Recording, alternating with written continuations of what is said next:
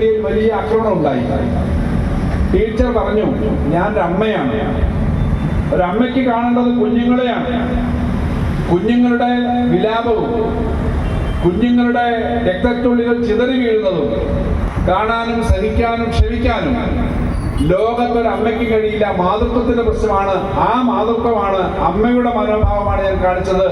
അത് ഇനിയും തുടരും എന്ന് ലീലാവതി ടീച്ചർ പറഞ്ഞത് നമ്മൾ കേട്ടതാണ്.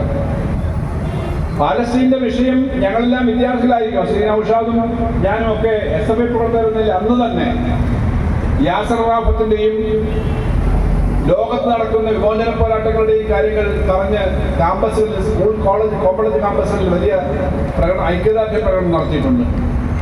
നെൽസൺ മണ്ടേലയെ ഞങ്ങൾ നേരിട്ട് കണ്ടിട്ടില്ല. പക്ഷെ നെൽസൺ മണ്ടേലയ്ക്ക് വേണ്ടി നെൽസൺ മണ്ടേല 27 വർഷക്കാലം ജയിലിലടച്ചതിനെതിരായി അന്ന് ഇന്ത്യയിലെ ക്യാമ്പസുകളിൽ അതിശക്തമായ പ്രതിഷേധം ലോകത്തെല്ലായിടത്തും നടന്നു.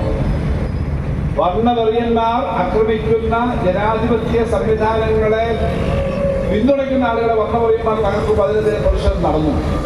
പാലസ്തീനെ പറ്റി ധാരാളം കേൾക്കുകയും പാലസ്തീൻ ഐക്യദാർഢ്യങ്ങളിൽ സമ്മേളനം നടത്തുകയും ചെയ്തിട്ടുണ്ട്. DYFIയുടെയും SFIയുടെയും ഭാരവാഹിയായിരിക്കുമ്പോൾ അത്തരം പരിപാടികളിൽ പങ്കെടുക്കുന്ന ആ നാട്ടിൽ പോരാട്ടത്തിൽ പങ്കെടുക്കുന്ന ആളുകളുമായിട്ട് അടുത്ത് സഹവസിച്ചിട്ടുണ്ട്. കഴിഞ്ഞ ദിവസം തിരുവനന്തപുരത്ത് മീഡിയ അക്കാദമി സംഘടിപ്പിച്ച ഒരു പരിപാടിയിൽ പാലസ്തീൻ അംബാസഡർ, ഇന്ത്യയിലെ പാലസ്തീൻ അംബാസഡർ പങ്കെടുത്ത പരിപാടിയിൽ ഞാനും പങ്കെടുക്കുകയുണ്ടായി.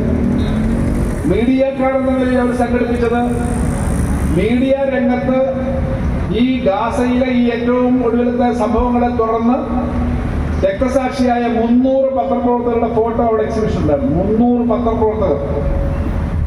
ഈ പറഞ്ഞ നമ്മുടെ പഞ്ചായത്തിന്റെ വലിപ്പമുള്ള സ്ഥലമാണല്ലോ. അവിടെ 300 പത്രപ്രവർത്തകരെ, റിപ്പോർട്ട് ചെയ്യാൻ വന്ന പത്രപ്രവർത്തകരെ ഇസ്രായേൽ ആക്രമിച്ച് കൊലപ്പെടുത്തി എന്നുള്ളതിന്റെ ചിത്രങ്ങളാണ്.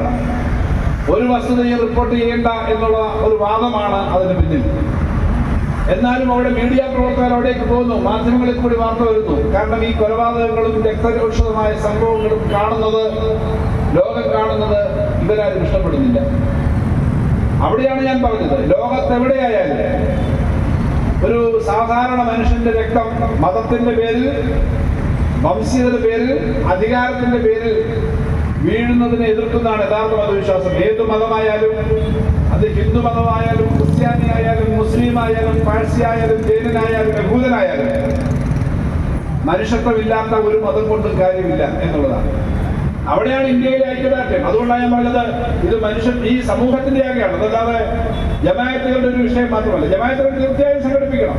പക്ഷെ നമ്മളെല്ലാവരും ഏറ്റെടുക്കുന്നതാണ് ഒരു കുഞ്ഞിന് അല്പം ഭക്ഷണവും അല്പം പാലും കിട്ടേണ്ട സമയത്ത് ആ കുഞ്ഞുങ്ങൾക്ക് അത് കിട്ടുന്നില്ല. അതിനു പകരം സ്വന്തം പിതാവിന്റെയും മാതാവിന്റെയും നേരെ വെടിയുണ്ടകൾ നിർത്തി കുഞ്ഞിന് നേരെ വരുന്നു എന്നുള്ളത് ഒരു സമൂഹത്തിനും, ഏത് ആധുനിക സമൂഹത്തിനും അംഗീകരിക്കാവുന്ന കാര്യം. നമ്മുടെ നാട്ടിൽ മനുഷ്യത്വം ഉണ്ടാവുക എന്നുള്ളതാണ് ഏറ്റവും പ്രധാനം.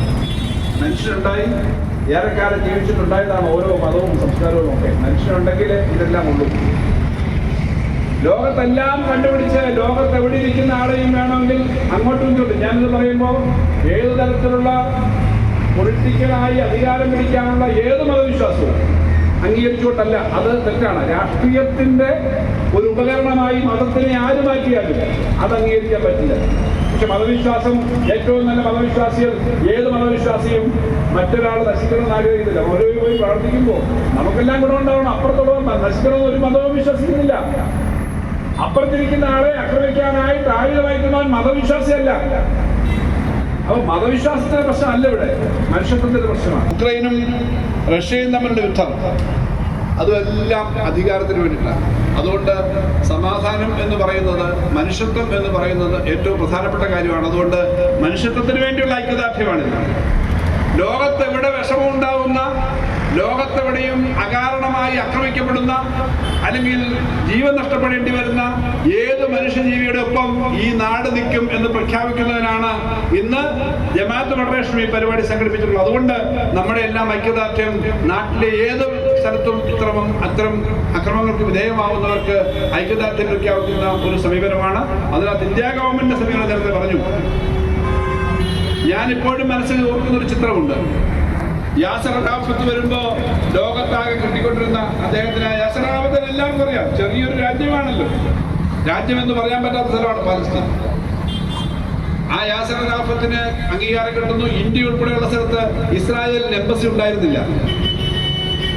ഇന്ത്യയുടെ സമീപനം അതായിരുന്നു. ഇന്നിപ്പോ 2 രാജ്യങ്ങൾ മാത്രമേ പരസ്യമായി ഇപ്പോഴും പിന്തുണയ്ക്കുന്നുള്ളൂ, ബാക്കിയുള്ള രഹസ്യമായിട്ടാ. ആരൊക്കെ യുഎന്നില് ഓപ്പണായിട്ട് ഇപ്പം പറയാൻ ഇസ്രായേലും അമേരിക്കയും ഉള്ളൂ. ഇസ്രായേലിന്റെ പ്രതിനിധി സംസാരിക്കാൻ എണ്ണീച്ചപ്പോ പലരും പ്രതിഷേധിച്ച് UN ഐക്യരാഷ്ട്ര സമിതിയിൽ നിന്ന് ഇറങ്ങിപ്പോയെന്ന് മാത്രമല്ല, കൂവി ബഹളം ഉണ്ടാക്കി യൂറോപ്യൻ രാജ്യങ്ങൾ. കാരണം മനുഷ്യന് ആർക്കും ഇഷ്ടമല്ലല്ലോ ദിവസവും കലാപം. നിങ്ങൾ ഒരു ബോംബിന്റെ മേളിൽ ജീവിക്കുന്ന പോലെ ജീവിക്കാൻ ആർക്കും ആഗ്രഹമുണ്ടോ? മതം എന്ന് പറഞ്ഞാൽ മനുഷ്യന്റെ മനസ്സിലെ വേദനകൾ ഒഴിവാക്കാൻ വേണ്ടിയിട്ടുള്ള ഒരു വലിയ ലേപനമാണ് ഏത് മതവും. വേദനകൾ ഒഴിവാക്കാനും ദുഃഖമകറ്റാനും പറ്റുന്ന ഒരു മനുഷ്യനെ അവർക്കൊരു സമാധാനം കൊടുക്കുന്നതാണ്. അപ്പൊ ഇവിടെ ആ മതത്തിന്റെ പ്രശ്നമല്ല, ഇവിടെ അധികാരത്തിന്റെ ആ പ്രദേശം കീഴടക്കുന്നതിന്റെ, ആ പ്രദേശമാകെ കീഴടക്കുന്നതിന്റെ ഒരു ഉദ്ദേശമാണ്. അതുകൊണ്ട് എല്ലായിടത്തും നമ്മുടെ പത്രപ്രവർത്തകർ നടത്തിയ ഐക്യദാർഢ്യ പരിപാടി, പലയിടത്തും നടത്തുന്ന ഐക്യദാർഢ്യ പരിപാടി, കൂടുതൽ കാര്യങ്ങൾ നമ്മുടെ നാട്ടിൽ മനുഷ്യത്വത്തിന് വേണ്ടി നടക്കേണ്ടതുണ്ട്. അതിന്റെ ഭാഗമായി നടത്തിയ ഈ പ്രവർത്തനങ്ങൾക്ക് എല്ലാ പിന്തുണയും ഈ നാട്ടിലെ എല്ലാവരുടെയും ഭാഗത്ത് ഉണ്ടാകുന്നുണ്ട് എന്ന് തന്നെയാണ് ഞാൻ മനസ്സിലാക്കുന്നത്. അപൂർവം ചില ആളുകളാണ് ഇതിനെയൊക്കെ ഇപ്പോഴും താല്പര്യപൂർവ്വം വർഗീയമായി ഒക്കെ ചിന്തിക്കുന്നത്. കേരളത്തിന് ഒരു മനസാക്ഷിയുണ്ട്. കേരളത്തിന്റെ മനസ്സ് നന്മയ്ക്കൊപ്പമാണ്, സമാധാനത്തിനൊപ്പമാണ്, എല്ലാവരെയും ഹൃദയത്തോട് ചേർത്ത് നിർത്തുന്നതിനൊപ്പമാണ്.